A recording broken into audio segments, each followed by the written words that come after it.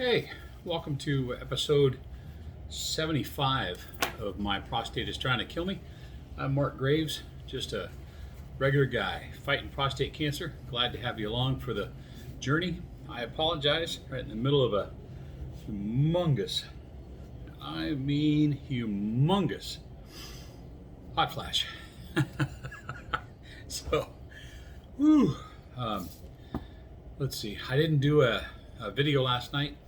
Was busy watching the election like I think everybody else was, and then today has just been crazy. I'm going to go see my daughter and my granddaughter out in Pahrump. I'm leaving tomorrow morning, so I'm getting ready for that. I had to unpack the unpack the truck from my camping trip. Sorry, I haven't showered today. I've just been rushing. So unpacked the truck, then packed up the other stuff that I'll need out in Pahrump, and then did a bunch of stuff around the house that needed to get done. I had ordered new bedding, so had to get that. I had to wash my sheets, bamboo sheets. I'm gonna sleep good tonight. I gotta tell you, I do enjoy sleeping now. For all those years that I was doing 3 jobs and slept like 3 hours a night, I didn't care. I mean, I had a crappy bed, scratchy sheets and stuff, but now that I'm retired and I can actually enjoy sleeping, so I got a nice Tommy Bahama bedding set with pillows and shams and all that kind of stuff, and then I ordered a set of bamboo sheets, and oh my god, they're so soft. Took them out of the dryer, got them on the bed, about killed myself putting the bed skirt on. Literally, I thought I was going to get stuck underneath that mattress, and it's a queen size pillow top, and then it has another 3-inch memory foam thing on top of that. So kind of like the Princess and the Pea sometimes, but it's comfortable. I don't care. And that's one of the bad things about going camping is my tent has like a 2-inch memory foam in there, and then I have a 3-inch memory foam that I bring with me. I also I can bring three different types of inflatable mattresses. I have one that you use a pump for. I have one that inflates itself, backpacking one, and then I have a good old-fashioned just blow it up and do that.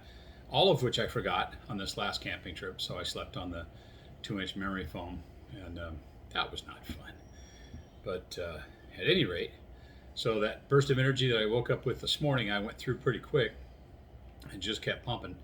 I did stop for lunch, and I took, about a 20-minute nap, and then got back up, started rock and rolling again. I didn't feel like putting the top on the Samurai, so I just fixed the, what do you call it?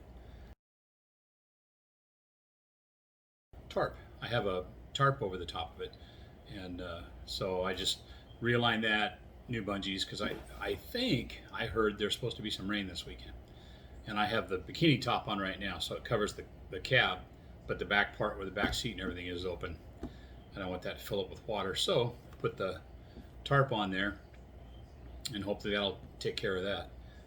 I hope I do hit a little rain on the way out, because that'll wash the truck for me. I'm a cheap bastard. I was diagnosed, I think the first time, I was 22. I think the first time I was diagnosed with atrial fibrillation, I was 22. Dealt with it off and on for probably about, 3 or 4 years. And then I went, seemed like forever, without an occurrence. And then probably, 10 years ago, 12 years ago, it started kicking back up again. And then in the last 5 years, it's been kicking up a lot.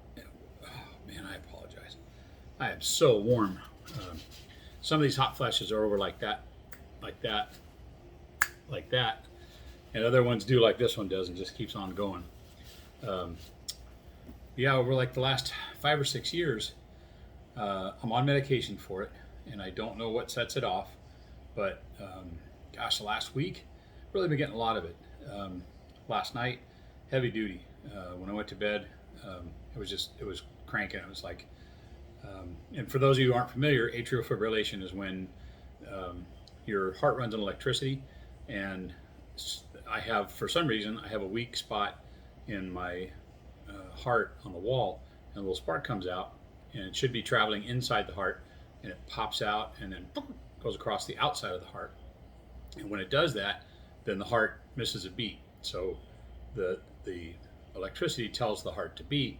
So the heart is beating, and then all of a sudden doesn't get the signal, and then it goes and stops for a second, and then starts back up again.